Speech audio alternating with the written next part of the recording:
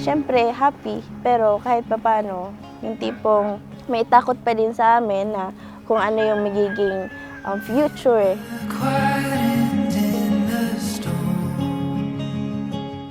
Inaako mo siya na tunay mong agong. Inaako ko po.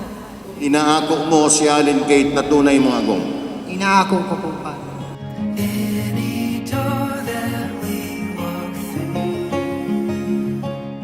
Nagkakilala kami sa school. Bali sa bukap. Sinabihan niya kung Tinanong yung babaeng yun, palaging nakaduster. ang manang-manong ko daw, parang buntis.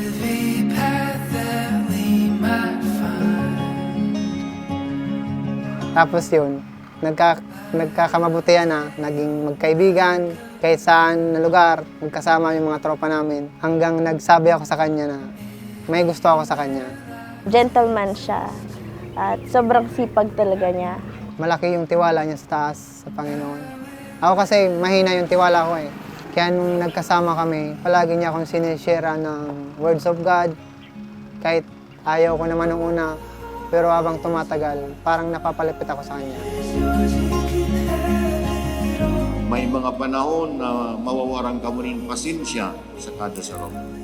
Pero, day ni mangyayari kung ang sentro kan sa indong pagbuhay, iyuan sa tuyang kagurangan.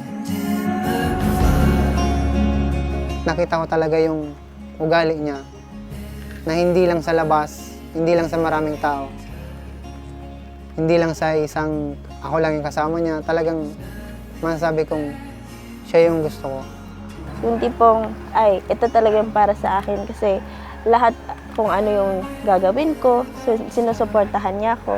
At ang number one is yung maalaga po talaga siya.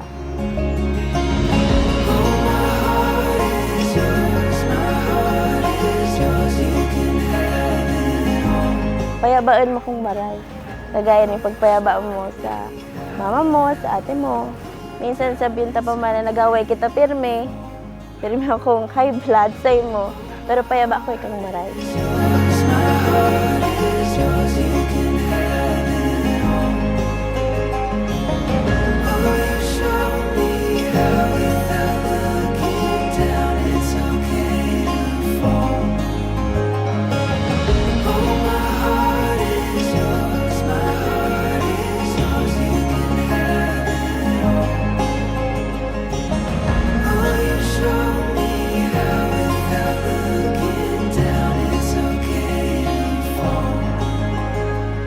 Corny man ako minsan, pero payaba ako ikang maray. Ano man ang mangyari sa atin sa buhay, takil man ang pagsubok na sa bata, ang number one nakasurog ta sa itas. Di lang kita makalingaw sa itas. Magtiwala lang kita sa sadesad. Sana magalay kitang maray. Payaba ako ikang maray. Salamat. I love you, me.